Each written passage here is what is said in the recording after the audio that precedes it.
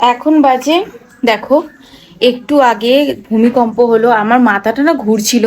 তাই আমি ভাবলাম মাথা ঘুরছে কেন, তারপর জলের ড্রামের দিকে তাকিয়ে দেখি, দেখো জলের ড্রাম, ওটার জলের ড্রাম পর্যন্ত এরকম সেক সেক সেক হচ্ছিল। তারপর আমি আস্তে করে তালা ফালা খুলে ঘরে তালা দিয়ে নিচে পালিয়ে গেছি, ফ্ল্যাটের নিচে। এখন সবাইকে গিয়ে জিজ্ঞেস করছিলাম, আচ্ছা মাথা ঘুরছে, ভূমিকম্প হচ্ছে নাকি?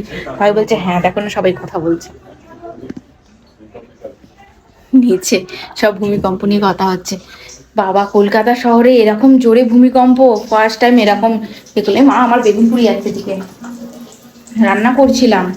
আর এরকম কলকাতার বুকে ভূমিকম্প হলে না বেশি দিন দেখতে হবে না, খুব তাড়াতাড়ি সব এই ফ্ল্যাটগুলো ভেঙে পড়ে যাবে। এত জোর নড়া দিয়েছে না, তোমার ভয় লেগে গেছে। আমি সবার আগে দুটো ফোন নিয়েছি আর নিচে পালিয়েছি ঘরে তালা দিয়ে। বলছি যাক বাবা, আমার ঘরের জিনিস কিনে আগে নিজে বাঁচি। তা তোমাদের ওখানে ভূমিকম্প হয়েছে কিনা আমাকে জানিও তো। বাবা সত্যি, এখন বাজে 1:40।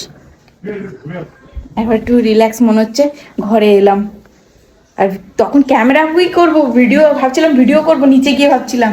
তা বললাম না বাবা, নিচে পালাই, ভিডিও ভিডিও যাক আমার এতে। এই যে জলটা না এরম এরম তুলছিল।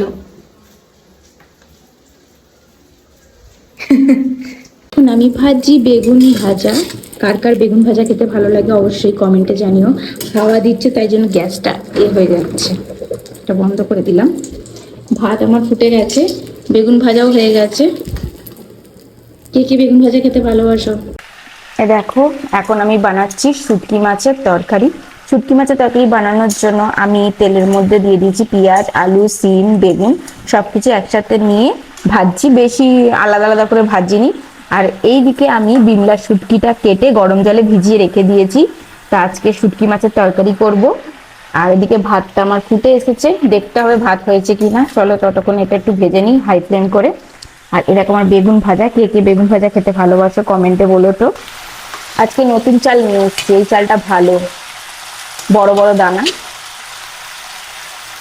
বাবা এখন অনেক হবে গো, কাঁচা একদম বলতে গেলে। আমি এর মধ্যে দিয়ে দিয়েছি হলুদ, নুন, লঙ্কা গুঁড়ো আর ধনে গুঁড়ো সবকিছু দিয়ে আমি এবার কষতে থাকবো, অনেকক্ষণ ধরে কষবো।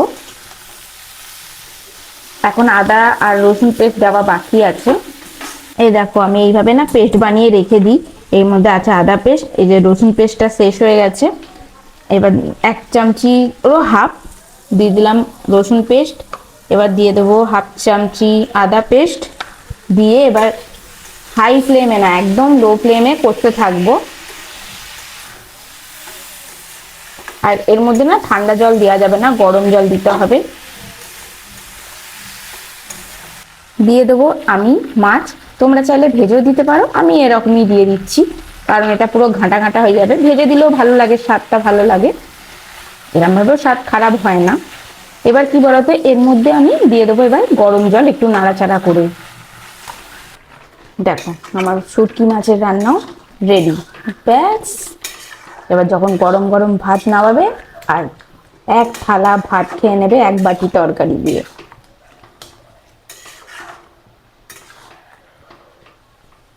রেডি আমার শুটকি মাছের তরকারি।